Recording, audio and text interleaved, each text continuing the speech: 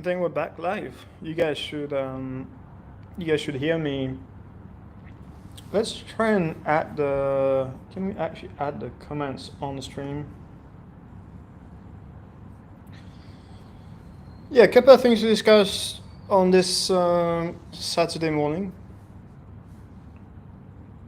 It's a pleasure to be back. Yeah, exciting few things. I think one is priorities for next week.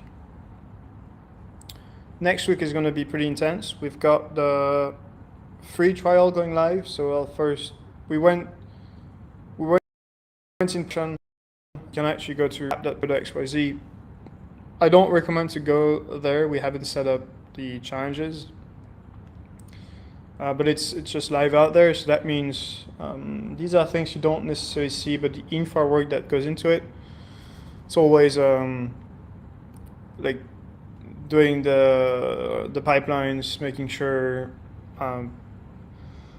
we've got the load balancers and whatever on AWS, and doing the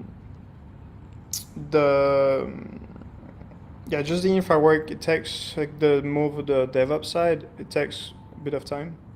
So this is out of the way, but next week we've got the free trial.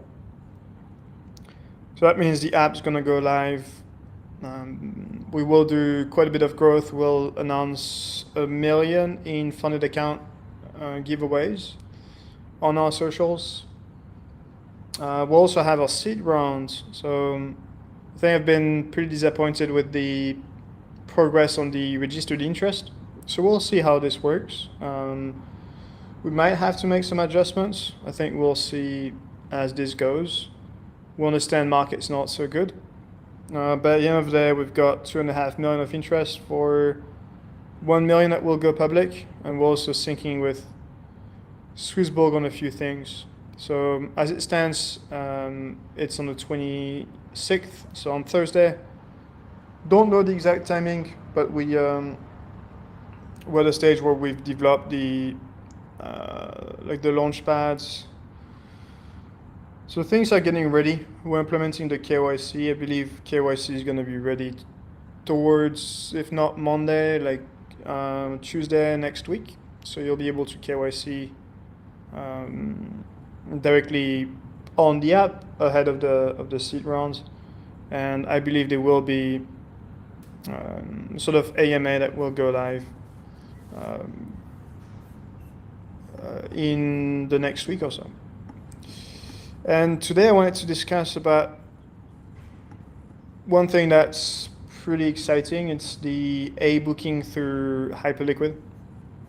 So what A-booking is, it's very few firms are doing A-booking in the prop firm industry. And by virtue of being transparent as a prop firm, we actually show you who is A-booked and who is B-booked.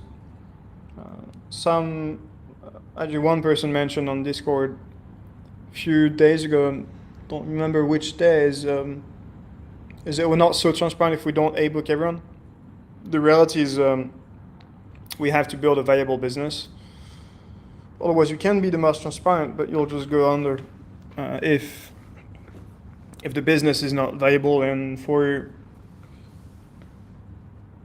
different reasons that I can cite here, it's not possible. One is statistically you'll lose a lot of money if you A-book every trader, because most traders lose. So you need it's not possible to evaluate the trader's likelihood of being profitable over a single challenge. There are also legal reasons to do it, because once you're A-booked, it's a different type of contract from B-booking. The other, and that's the biggest reason to me, is capital efficiency and scale. If you've got to deploy for every trader, that means you'll have to limit the scale that you can go after, because obviously A-booking every trader is reducing your capital efficiency by a big margin. So you have to be very, very careful there. And the model that is employed by most firms is this hybrid model, or just only b-booking. And for those that are new here and have no context, a-booking is when people, like when prop firms say you get 100,000 in capital. The truth is, majority of prop firms don't deploy capital at all. So you'll actually never get the capital, but you always trade on a simulated environment. And then they still honor the payouts, but don't take the balance sheet risk. So if a trader loses, you, as a prop firm, don't lose. And a-booking is the opposite. You take the balance sheet risk. So that means you want the trader to win, otherwise you lose money. And for us, what we do is we have this A-B booking algorithm that's open source. Everyone can see what our algorithm does. It's pretty advanced, but it's going to be refined still, and it's going to just tell you. Here we don't have it on the user interface, but we will show you on the user interface once you're a funded trader, whether you're being A-booked or B-booked. The reality is, as a user, the experience does not change because we replicate the order books one-to-one. Something we're missing that there's actually a pull request on this, but we don't have the order book snapshots on the user interface. It was ready like 2-3 weeks ago, but then we've added a ton of stuff on the dev environment, so now we're running into, we've got to make some changes.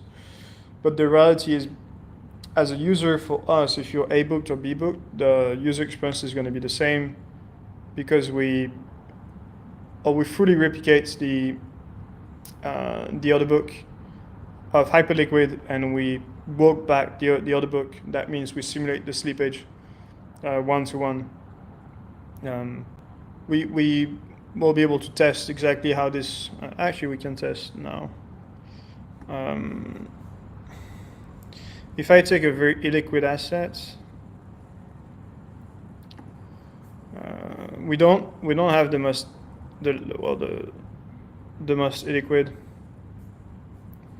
But if I do cross, if I do 2x, okay. Why do I only have, okay, so let me close this short first. And then, let's see, if I hit 100 and, what error do I have?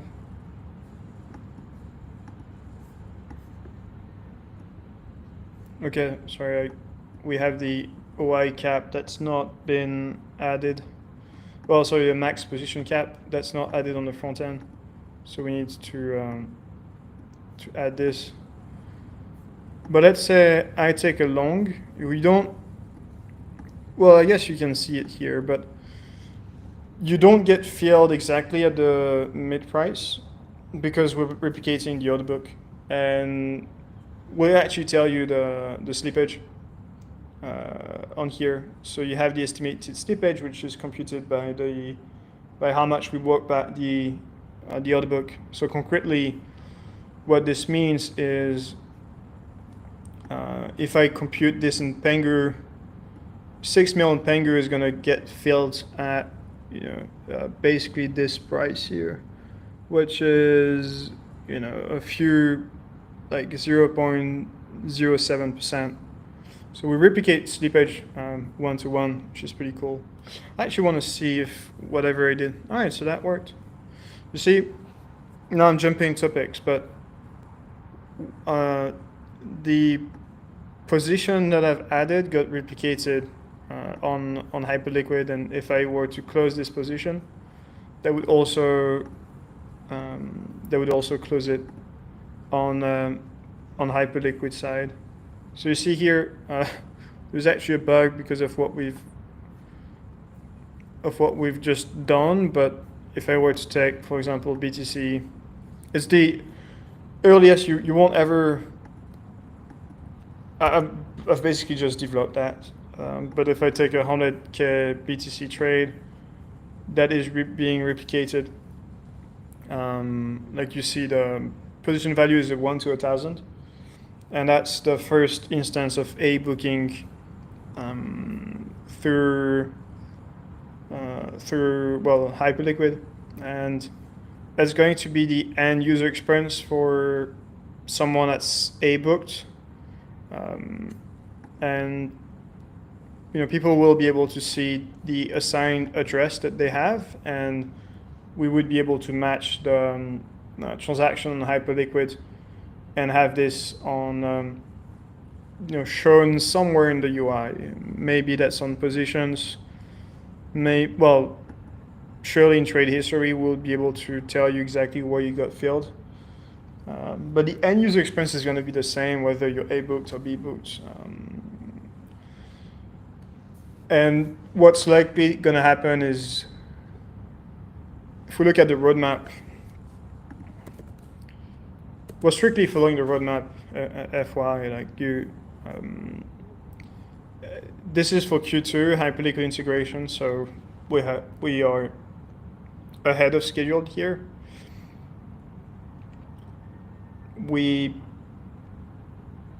I don't think this is going to be rolled out before the end of Q2.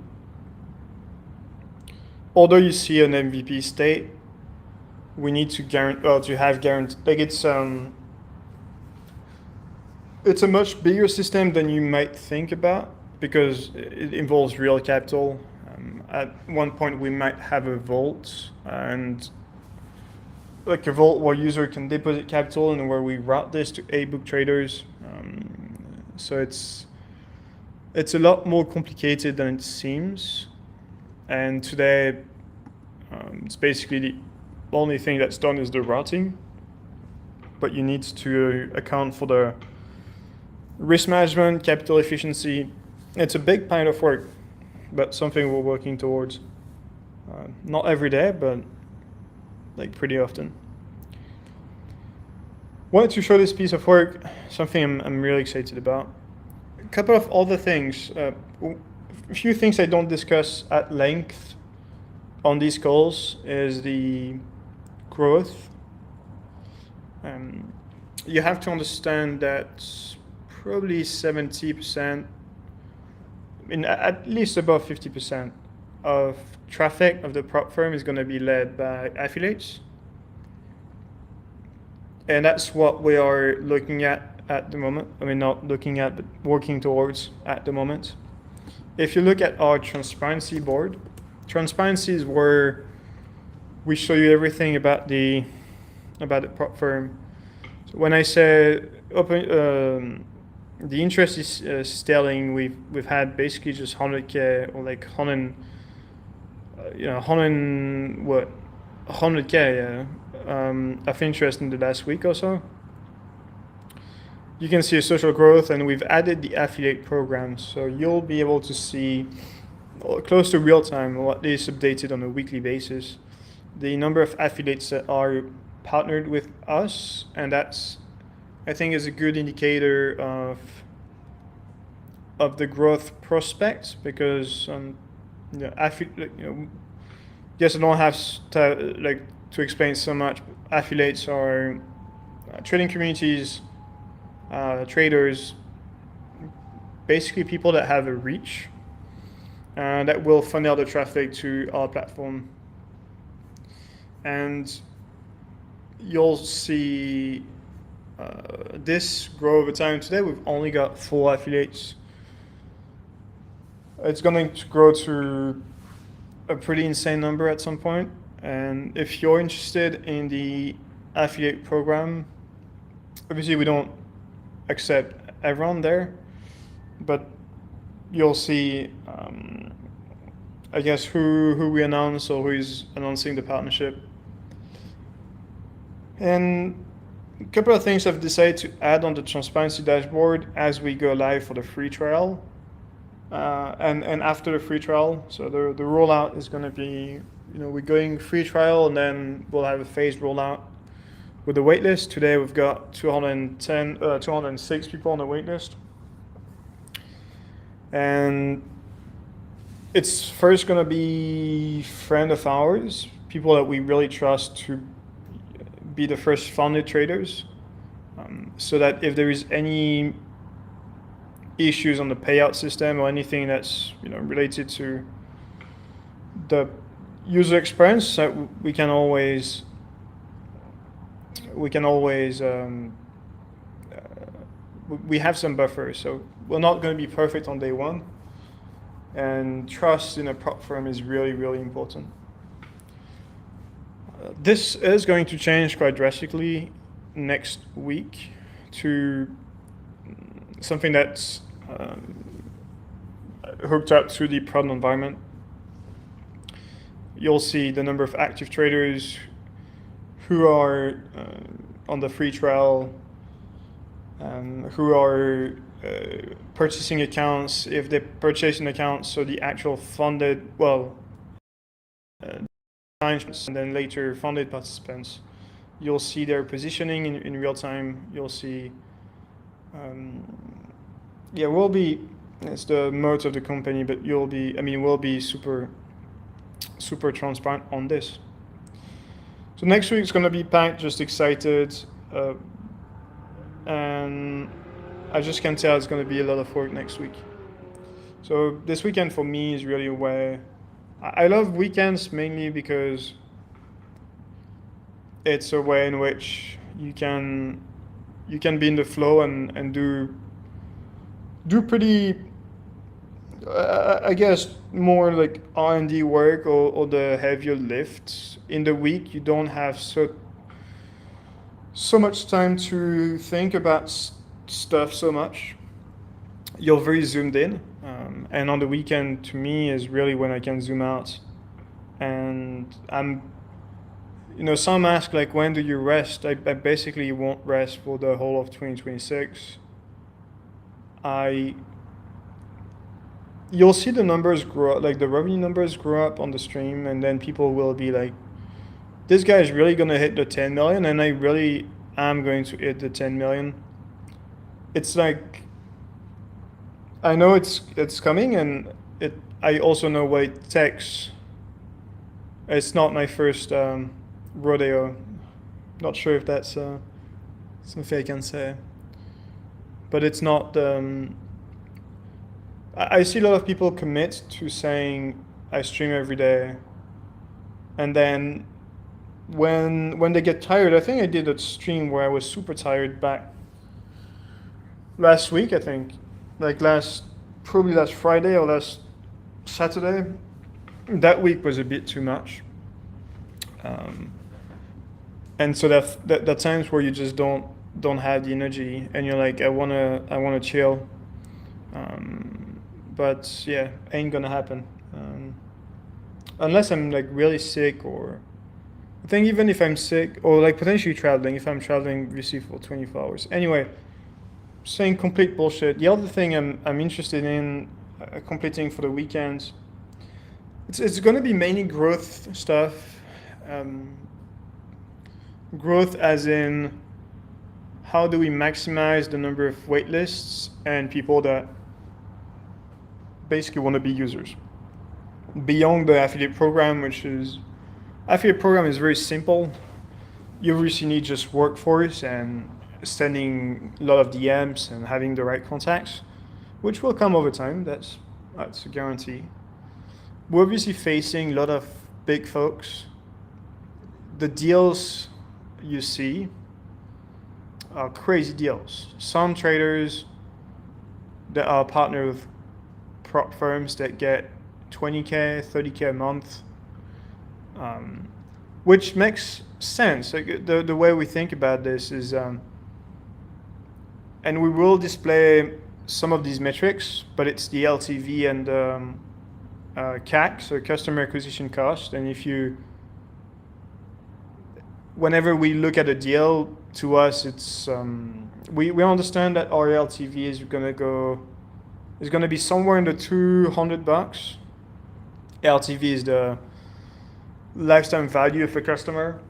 So, like if I take any user, how much is he spending on the app in the lifetime? So you have to look at the average of challenge fees, and then eventually account for retries, the people that would buy second time, third time, fourth time, etc. So we think our LTV is going to be in the vicinity of 200. And for us, when we partner with an affiliate, it's what's your LTV to CAC ratio? As in, if you, and that's very simple, it's like how many customers do you bring and how much do we pay you? So if you're a deal of 20K a month makes sense,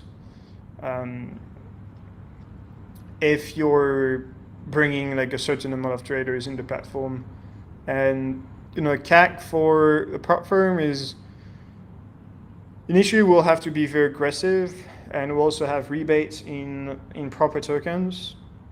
So our CAC is going to be above par compared to the other prop firms. That means you can already see it in the affiliate program. We basically have a 40% kickback because we've got the commissions in proper tokens as well. It's one of the reasons why we're launching a token as well. It's basically trading ownership early against growth, and that's a trade I'm willing to make. I think we'll be able to display the LTV and CAC and other marketing stuff on the platform.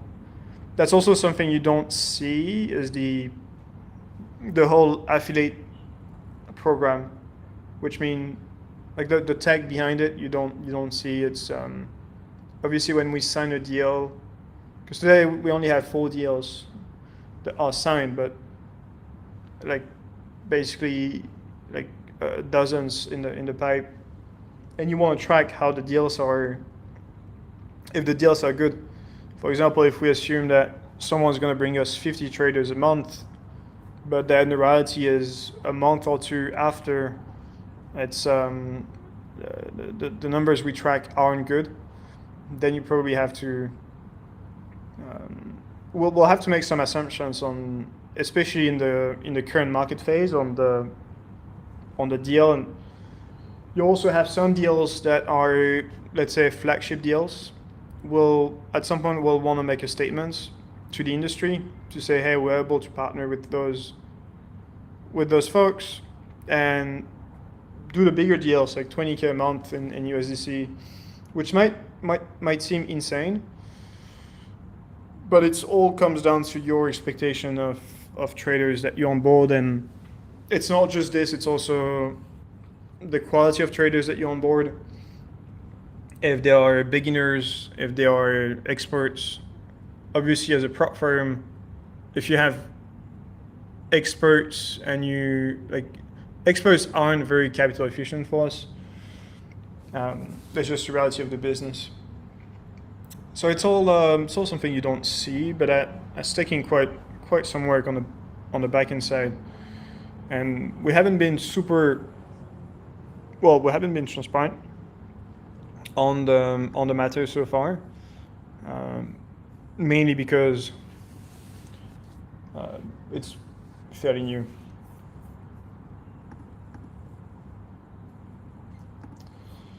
All right, now back to the market.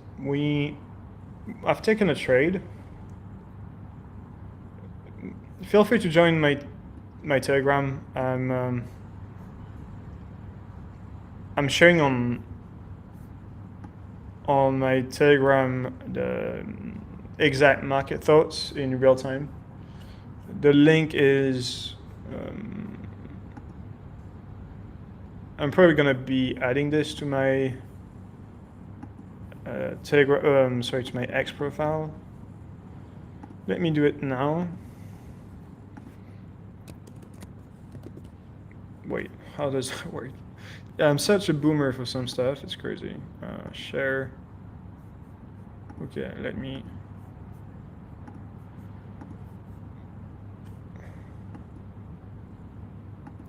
All right, let me just take the link here.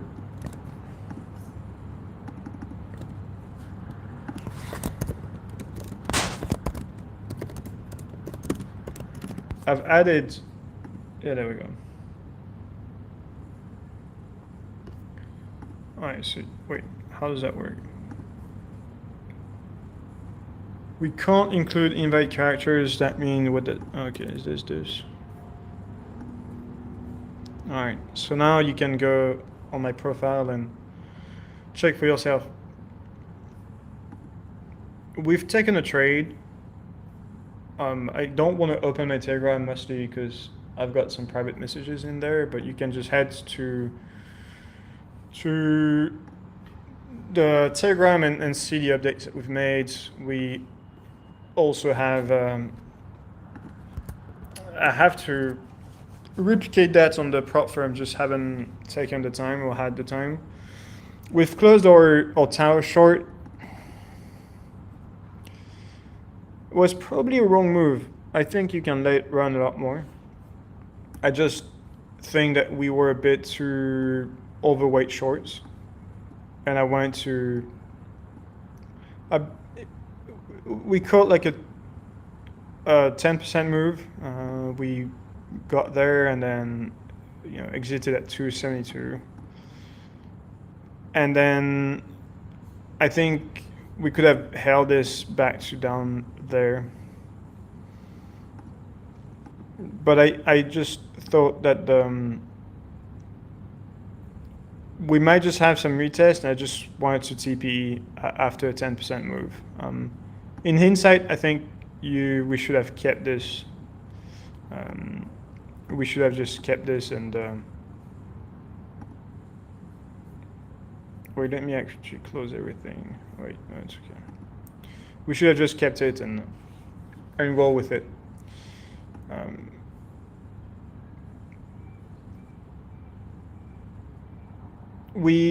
did on, so there's a difference between the 100K challenge and what I'm doing personally. For example, personally, I did size the tower short a lot more. It was actually a very big notional. So I have this public hyperliquid wallet, but it's not really. I have to replicate the. Ideally, the state of the 100K to million challenge is we do it on a prop firm, and we have this. We do it through a booking, which would be the best end state. But I'm managing different capital size and different risk profile, and there are a few things I'm doing, like some trades I'm putting as hedging spot positions on my personal hyperliquid wallet. But anyway, what I'm trying to say here is I've mentioned on the Telegram that I went short BTC, and the trade that we're doing, I'm not applying it to a challenge because we're already short BTC, and on my personal book I was not. I think I was short on the hyperliquid, on my personal hyperliquid, but on my personal book I wasn't. And we've taken this short for a few reasons. One is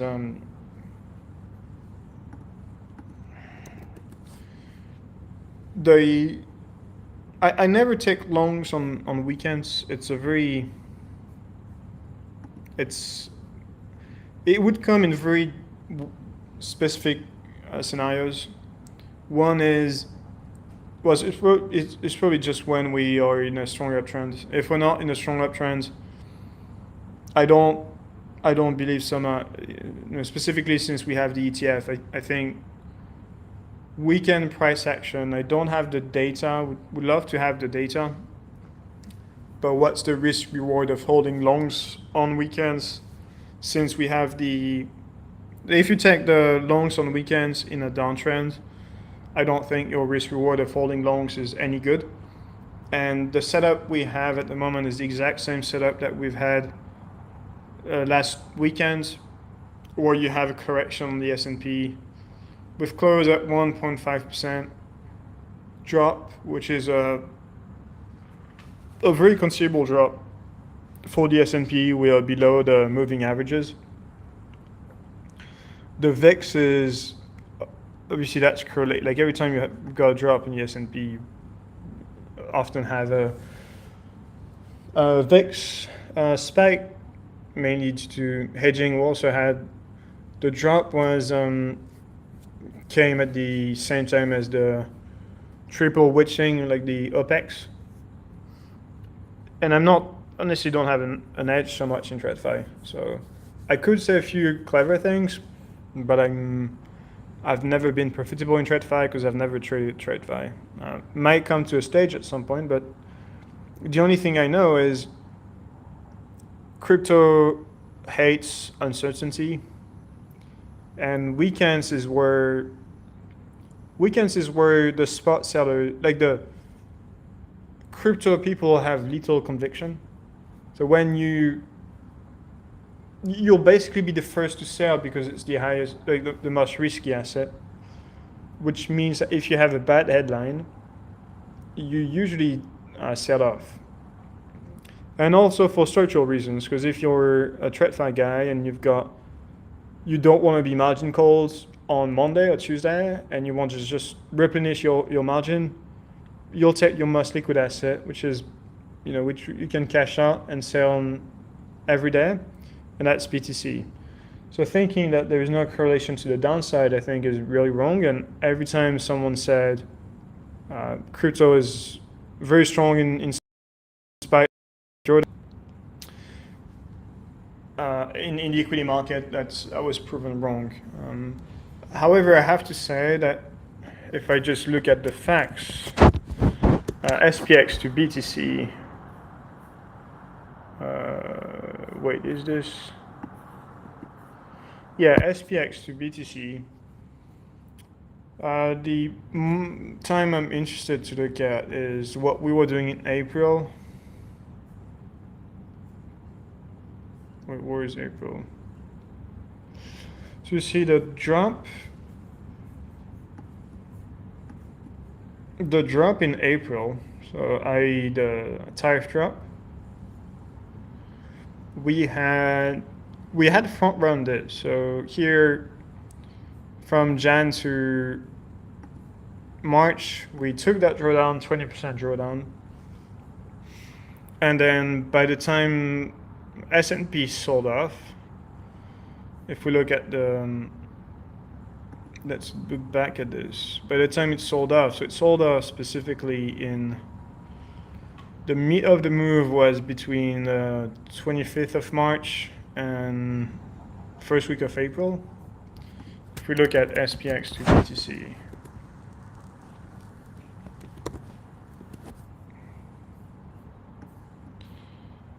so end of March to end of March. Yeah, we basically have the same pattern, which is BTC front run everything. It basically front run everything, and then that's when the outperformance started. Like after we had the big drop, then you've outperformed, which means we might just have front run the whole move. We, might be correct. I just don't buy too much into it. It's hard to see the moves that gold's made, that silver made. Basically a big turkey pattern, which honestly looks like complete trash, and think that BTC is going to be super resilient. We do say in crypto, famous last words. There's relative strength. Maybe we just front run it and we're out of sellers. It is possible, and I do think there is a very big case to be long next week or in the coming days. I want to be long definitely at range lows with, again, tight invalidation or even mid-range. Like if you give me 65, 66, I'm going to cut the short exposure and try a long on reversal. Because the strength we're seeing is on any taco from Trump, I think you resolve up and then you just reassess higher. What's close to a certainty today is if you were to, if we just zoom out for a bit, it's if you've got all of that uncertainty out of the way, then I think you're good to go up probably in the 80s, mid 80s is my guess. But time hasn't come just yet to me. And overall, I think longing on weekends, as I said, is never the good stuff. So the only positions I'm willing to take is going to be a short. And as you see from my style for the 100K to a million challenge, as I have strict rules that work with me, being very lightweight in positions on the long side on weekends allow me to have a lot more space to be creative and just not think about the positions. And I never had the highest volatility to downside was on weekends, or like Friday through Monday. And if anything, you can hold shorts. Odds of getting a big squeeze is just not there. So I'm taking here a very low time frame trade, which is shorting BTC. You can see the exact trade setup, and it's one where you have the CME gap at 70K, so a percent below. CME gaps are mostly a meme, but realistically they pin down the volatility. And here it's to the downside. So that means we basically have gravity with us. Plus you've got some headline risks that to me play more in the downside. Because crypto markets rarely know how to react when the TradFi markets are closed. And that's why I'm usually waiting for New York Open. And we're still in the context of VIX went up 10%, S&P went down 1.5% at the close, before the close. Oil is on a big run, so that means to me I see little, unless you have Trump that announces a big taco and then just things resolve. I would take the loss, and that would be, that's basically a 1% move, and I'm happy to take the loss. And I think we would probably close our BTC trade. Today we are, we're in the red, and that's a big L that we're taking because we went in with a big notional. But then we'll just revisit at New York Open if this blows up. My guess is by New York Open, you revisit this 70K level, and you're trying to test the conviction of buyers here. And the other thing that we discussed from last stream is every time we went to range highs, we've cleaned the positioning back to baseline, and here positioning is still the same. The people that long that 74 like range highs, I don't think they folded so much. And to me, beyond this low time frame trade, you want to close short exposure if you have a cleanse in OI. And I think this is likely gonna come. It's hard for me to read the positioning. I don't really know how much is hedged in the system. I see a lot of people talking about relative strength. Is that The thing I know is relative strength can disappear in a day or two. You want to be careful. So if you cover the shorts, don't ape longs. We've got a good tool that today is free on tools ProprXYZ, and there's this tool specifically which tell you if it's safe to long, and it's telling you what's your invalidation. If you wanna go attempt a long in the market. So that is going to be all for me today, and I wish you an amazing weekend. And yeah, let's reconnect more.